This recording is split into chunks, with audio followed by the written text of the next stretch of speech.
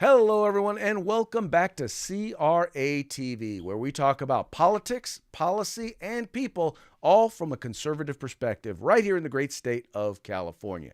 Thank you so much for tuning in. Do us a favor, if you're watching us on Facebook and YouTube, make sure you hit that like button so that you'll get notified every single time that we go live, and you can participate in the live chat as the program is taking place.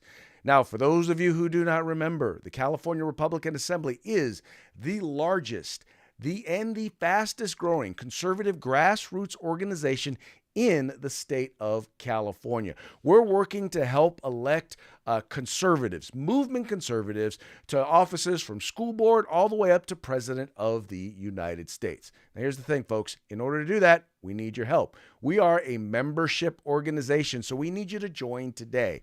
The best way to do that, just go to cragop.org/join, or just go to cragop.org, and then you can just click on the join button. You can learn a little bit more about the organization, learn about the places where we're at. Trust me, we are up and down the state. We have chapters. In fact, we've doubled in size.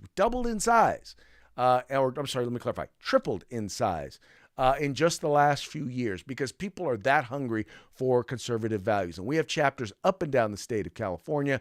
So do me a favor, go ahead, check that out. Once again, cragop.org/join and become a member today.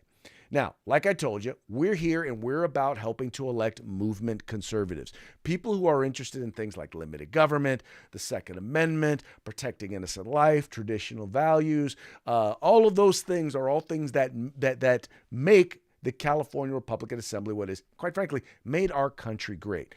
So we've gone out of our way to try to identify and look for candidates for elective office who represent those values. And I can think of nobody who better represents those values here in the state of California than the CRA endorsed candidate for U.S. Senate, and that would be Mr.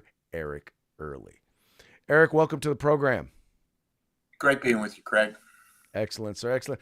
So, first of all, before we get into kind of the Q&A, how's the race going so far? The race is going great. I'm getting tremendous support from around our state by the grassroots, the conservatives, starting off with the great CRA and, the delegates who endorsed me at the great convention in Anaheim, and many of the county Republican parties of the California Central Committee, the state GOP.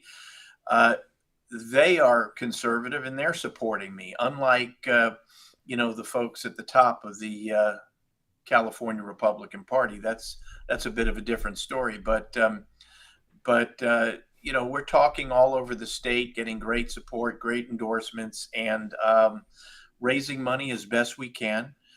We just qualified to get on the ballot. We've been going. You have to go through a process, signature process, and a various other process, and we found out we've qualified, which we knew we would, and so so it's proceeding well. Excellent, excellent. So, do me a favor, for those of our viewers who are new, haven't really had a chance to meet you yet. Tell the folks a little bit about yourself, a little bit about your background, professional and political and personal. Well, I'm not a politician. I'm running for office, of course. I've got a very blessed life. I'm the managing partner and part owner of a 25 lawyer law firm. We practice. We do major cases.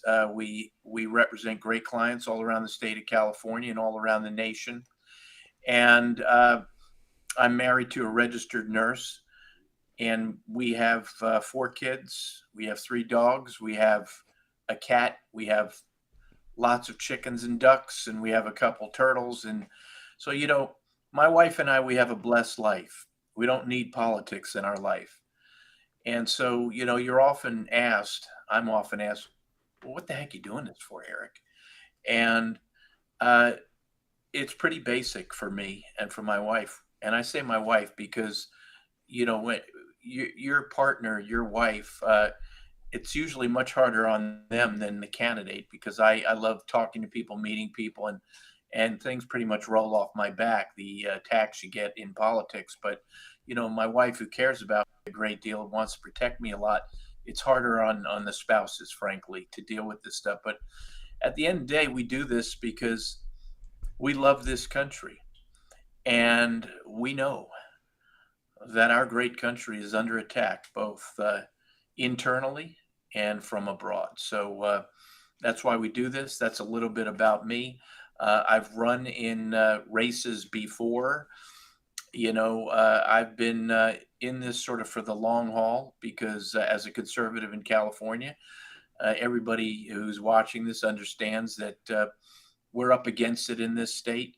But things I've been saying for a number of years publicly have been more and more of that has been coming to pass, and more of the electorate is starting to understand the things that so many of us, myself and so many of the great people in the CRA we've been seeing this stuff for a long time, growing and gathering in our country. So I'll be happy to talk more about all that stuff and my positions, etc. So whatever you want me to say, Craig, just let me know. Okay, so what would you say? Because I mean, we're facing a lot of stuff right now. Our federal government, our federal electeds, there are a lot of key things that need to be addressed. What would you say are the top one or two issues? I'm talking like first 100 days type issues that you feel like you need to jump on and address as soon as you get to Washington D.C. Well, first 100 days, I would.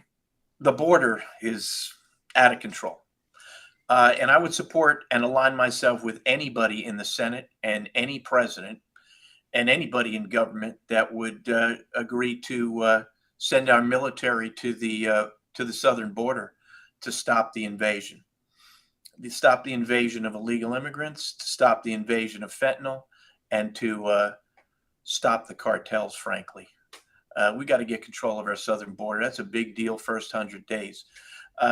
Generally speaking, we have to rein in our spending and get back control of everybody's bills because we see what's going on with this inflation. It's crushing people financially. And another thing, in the first 100 days, I will align myself with anybody, and I really hope that it'll be the president that I want to see in office, named Donald Trump, and I will support everything he wants to do to get our hands back on this country, including, getting control of the border. We need to be energy independent again. We need to be drilling again.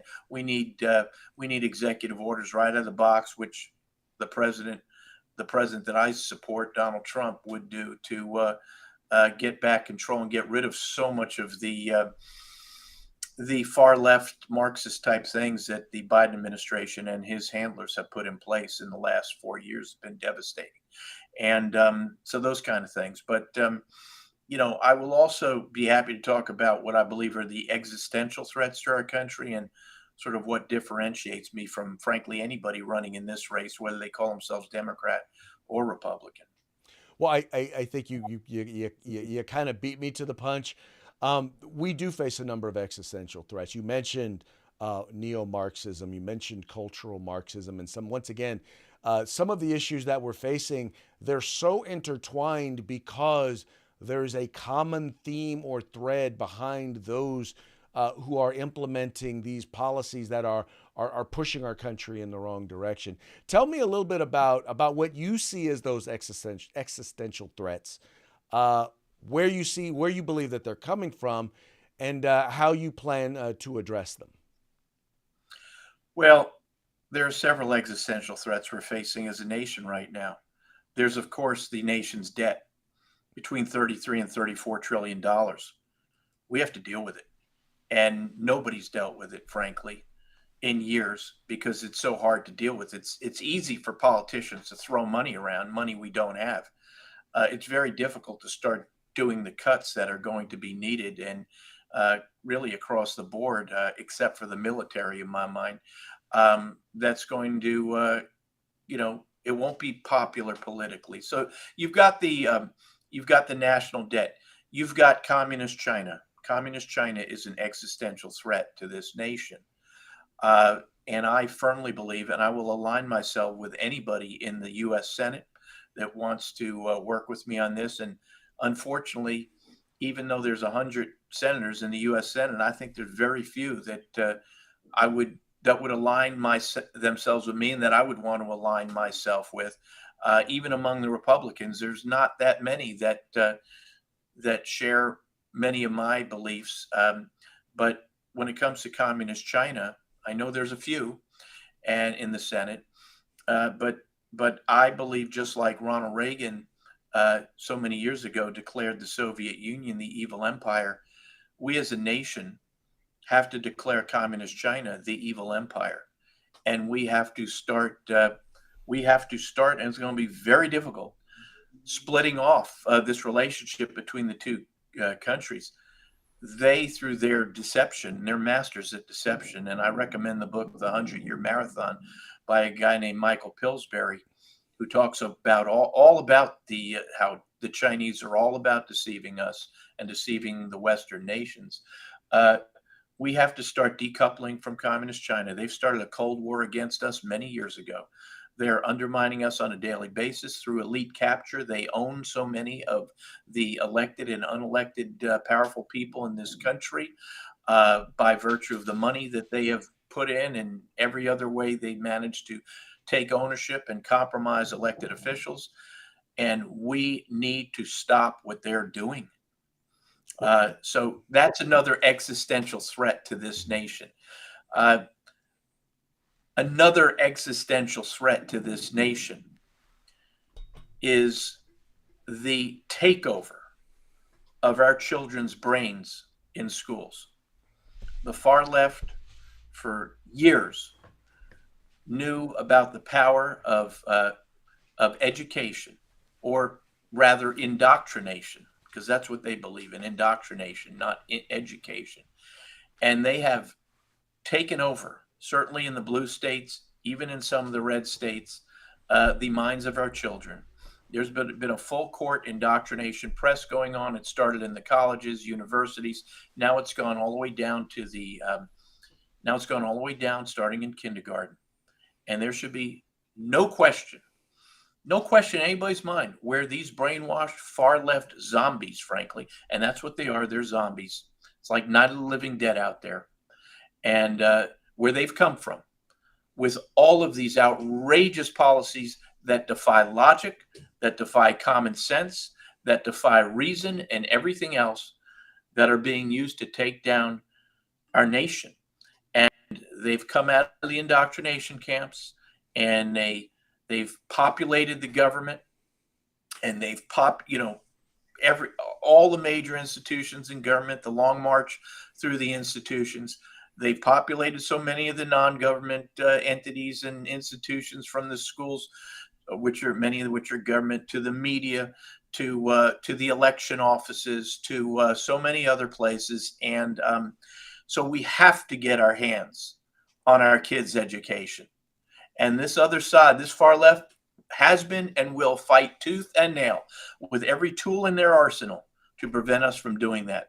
And then I frankly, the greatest existential threat to our country, and this, everything I'm talking about separates me out from every candidate in this U.S. Senate race. Certainly, it separates me out from the nuts on the Democrat side that are running: Adam Schiff, Katie Porter, and Barbara Lee. But it totally separates me out from every one of the ones running as Republicans in this race as well.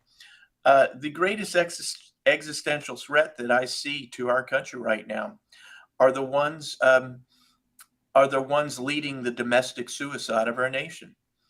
You know, Abe Lincoln said so long ago, we could not be defeated from a foreign enemy. We could only be defeated from within. And look at what is going on right now. And so the greatest existential threat are these American Marxists. That's a term that, Mark Levin coined, and I use that term all the time. Call them socialists, call them American Marxists, call them what you want, fascists. And they have infiltrated and taken over the deep state, the permanent government. They've taken over the control of the White House right now. They control the Department of Justice. They control the FBI. They control the IRS. They control the CIA. They control the NSA and so many others. And they are walking this nation or taking this nation down a road to a flat out Marxist type of government. I firmly believe that communist Chinese money is coming in under the table and supporting so much of them. And then you have so much of the money that's come out of Biden's multi-trillion-dollar bills that have gone to support these outfits. And we need to get in government. And as I said, I sure hope it's Donald Trump who's going to be elected. I think he will get reelected again, although I have major concerns about the election apparatus in this country. That's something else we got to deal with.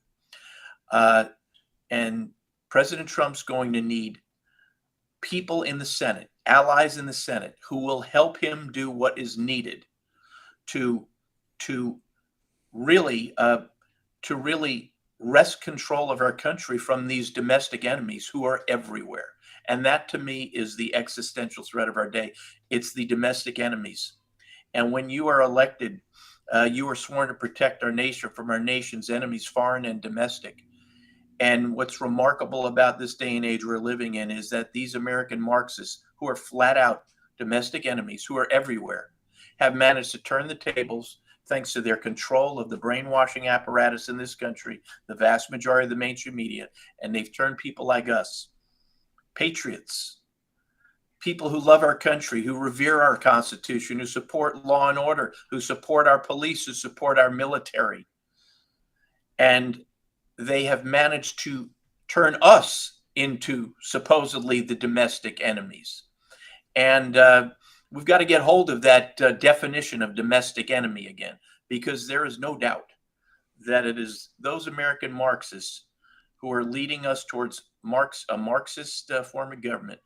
They are without doubt the domestic enemies in this country, and we're going to have to do what needs to be done to get back this country. I think it's a great thing that you're pointing that out. And, there are a lot of people out there who want to believe that, oh, well, that's hyperbole. And, all you have to do is take a little bit of time and study the background, the history of critical race theory, of DEI, of queer theory, of gender theory. Go back and study critical race theory. Go back through critical theory, postmodernism, critical theory, and then all the way back into all the way back. It goes all the way back to Marxism. So read some of the founding documents go back and read the Communist Manifesto. Listen for the terms and the terminologies and the references, and tell me you don't hear those in the documents that are put out by BLM or are put out by some of our universities talking about queer theory, gender theory, and the worst part about it, Eric, is I do believe that there are people on the left, Democrats, who agree with some of the policy things, but they're not the tear everything down Marxists. But the problem, what they don't understand is that they are the useful idiots. They're the ones who are like, well, hey, we can debate and we can talk and we'll put it to a vote and whoever wins. But they don't understand that the people who they're working with, the people who they've chosen to side with, the loudest voices in the Democratic Party are the Marxists who want to tear down the system. And once they have dealt with conservatives, they are successful in getting rid of Republicans. They're next. And if you want to know how whacked out and crazy they are, just look at how the division within the Democratic Party right now relating to Hamas and the attack on October 7th. I mean, right there is a great example of the left is now, they're fighting each other. It's the traditional Democrat versus the Marxist socialist who believes in nothing. If you're powerful, if you have power, you're evil and you're wrong and you're bad. And if you're a person of color, if you're the right color, if you're the right gender, if you're the right gender identity, if you fit their, what do they call it, their intersectional hierarchy, if you're in the right place on that hierarchy, well, then you're the good guy. Otherwise, you're the bad guy. And that is in the end, and I think you just hit the nail on the head. If we give in to that, it is going to be the death of our nation. And it's important we have folks like you who are willing to stand up against it. Yeah, and Craig, as you know, and I know a lot of the viewers, the CRA members know, What I'm talking about is not hyperbole. It's actually happening. And but yes, so many out there who don't really follow politics, don't know what's going on, or have had their brains completely confused and bollocksed up by the mainstream media, which is controlled by the far left. They don't know what's going on. They might think it's hyperbole, and it's very sad because this is what's going on right now in front of all of us.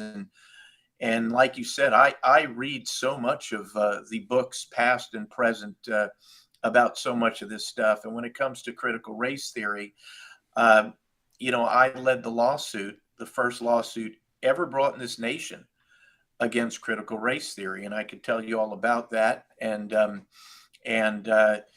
and we know what's going on in the schools, and it is very bad.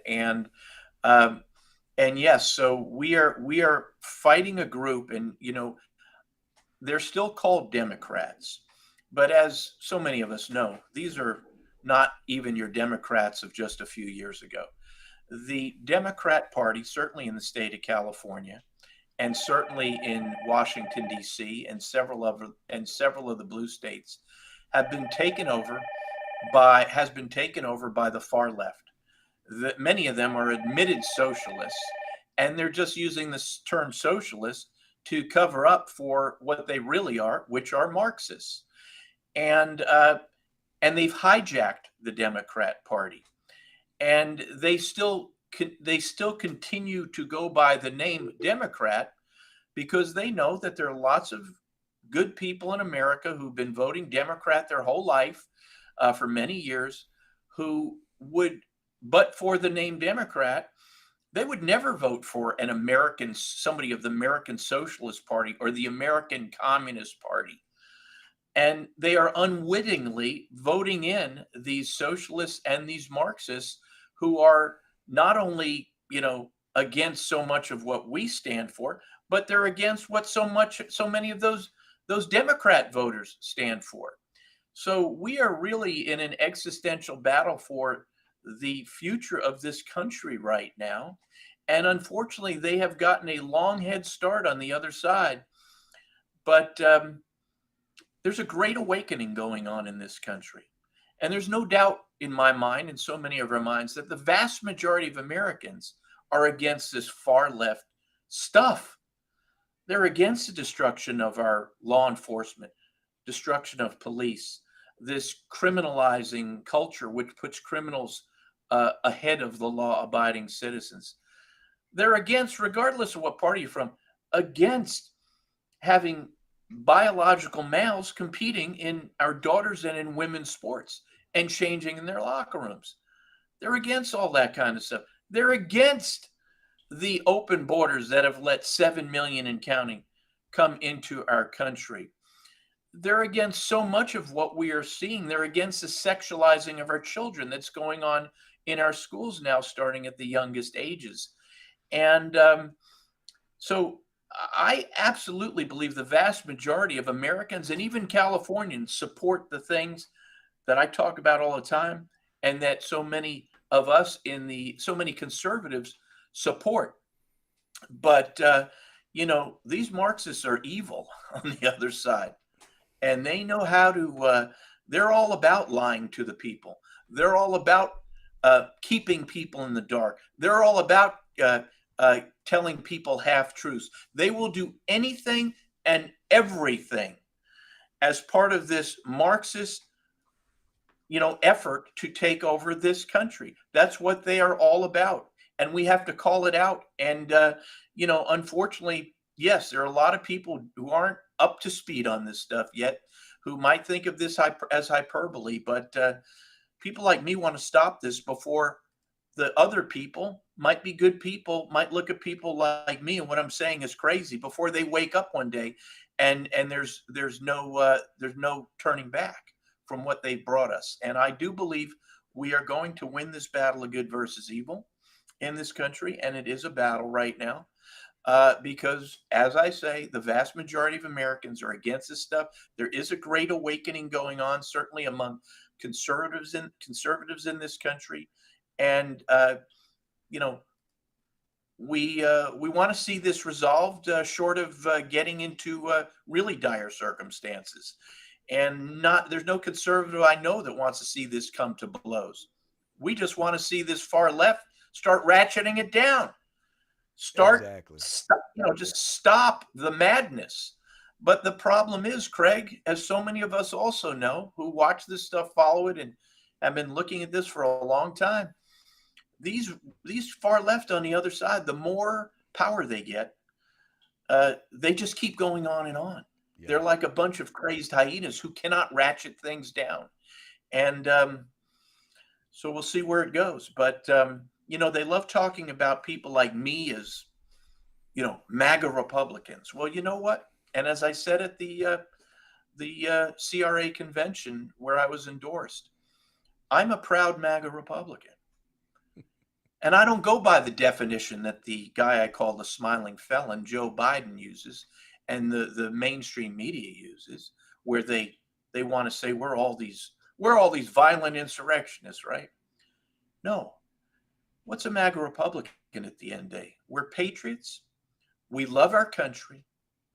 We revere our Constitution, and we support all the principles and policies that for over 2 centuries have made our country the greatest country in human history.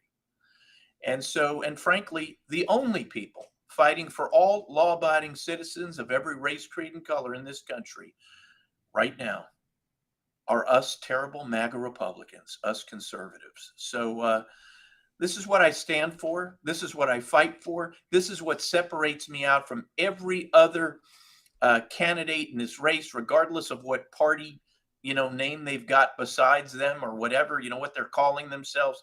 There's nobody like this in this race, and I'm blessed I can take these positions because, one, I believe in them, and two, it's the only reason that I run for office is because, as I said at the beginning of this interview, I love this country, and it is under attack both internally, domestically, and from abroad.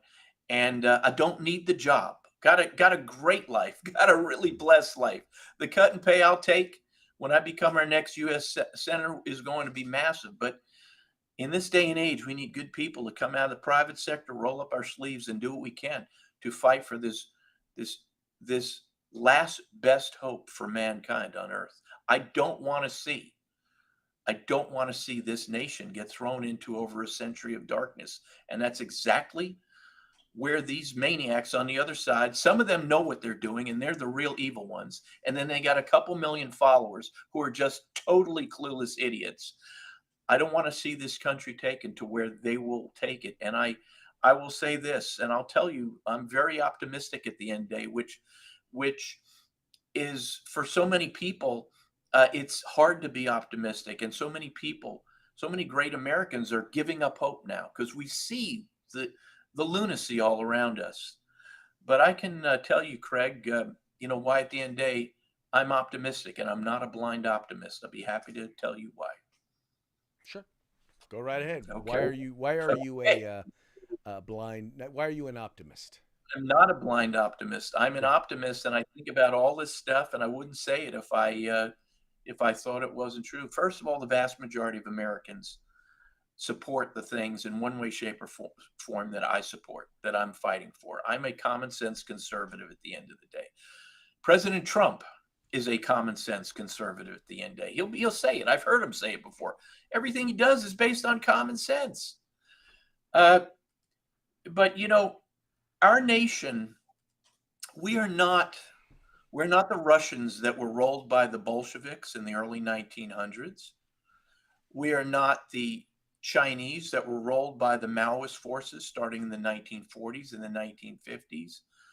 We're not the Cubans that were rolled by the Castro forces in the late 50s and into the 60s and are still under their control. We're not the Venezuelans that were rolled by the Chavez forces.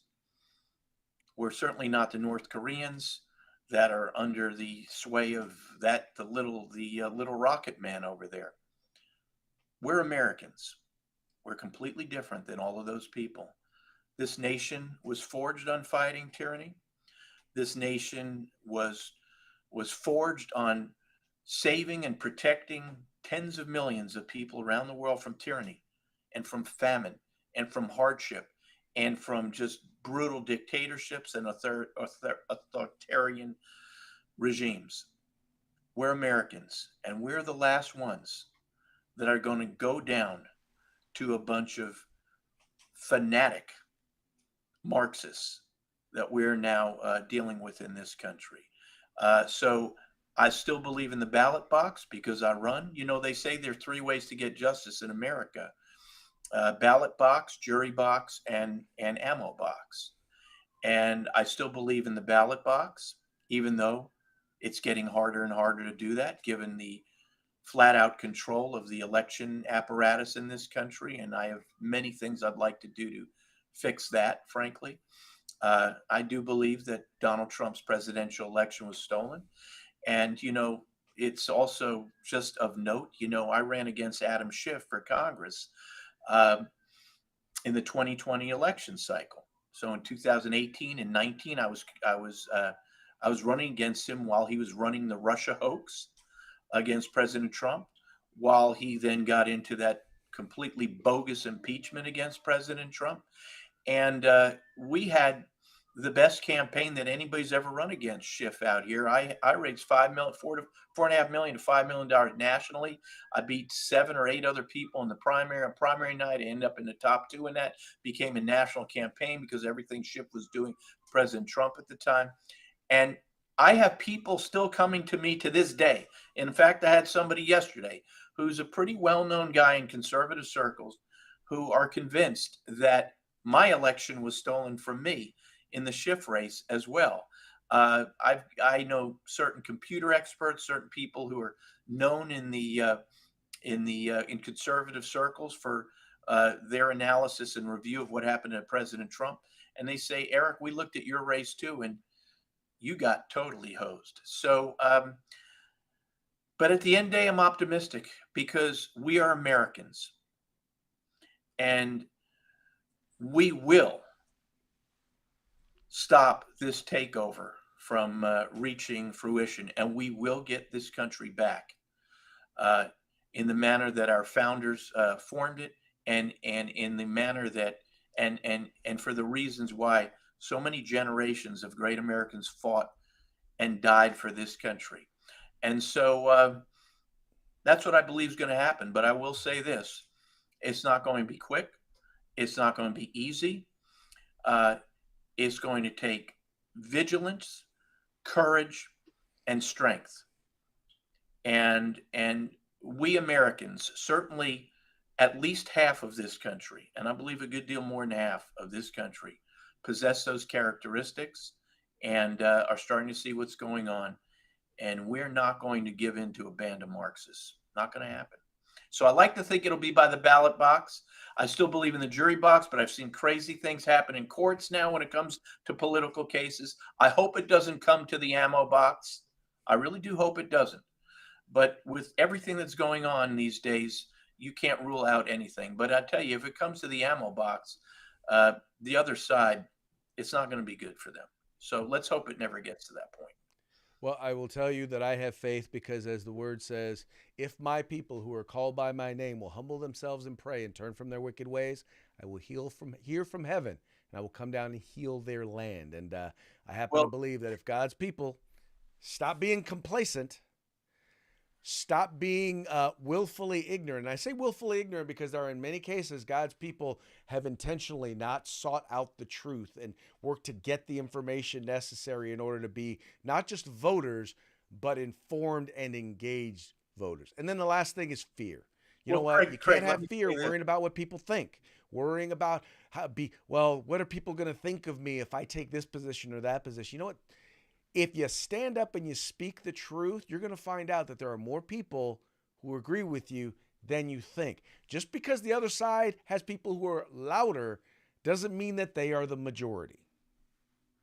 I totally agree with you. And I will also add to it along the lines of what you were just saying. At the end of the day, faith in God will save this country, which Amen. is one of the reasons why these godless that we are up against are doing everything they can to drive faith in God, belief in God out of this country. But at the end of the day, it will require a certain amount of divine intervention. Yeah, But most definitely, most definitely. that How do will folks happen. follow your campaign? That will happen, Craig, because we are God's nation, one Mhm. nation under God. And follow my campaign, Eric Early, ericearly.com, ERICEARLY.com. You can follow me on X, which used to be Twitter, at Eric Early, then a little underline CA. You can follow me on Instagram, Eric Early, with a little underline after that. And we have a great team, Craig, and we're getting, like I said, we're getting support all around the state because I think, as your viewers just saw, if they haven't seen me in action before, um, there's no candidate like me in this state, not even remotely close. And and as I know, and as I believe you know, there are millions of people in this state who get it, who see exactly what we're talking about, who know what we're talking about, who support what we're talking about.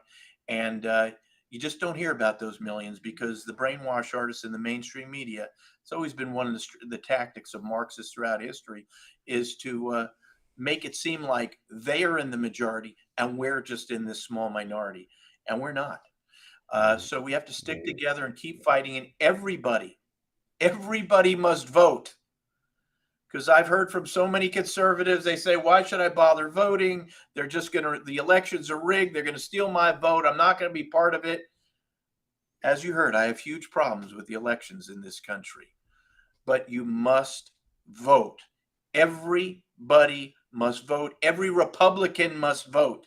And I hope you vote for me. And the election starts, the voting starts in February for the March 5th primary.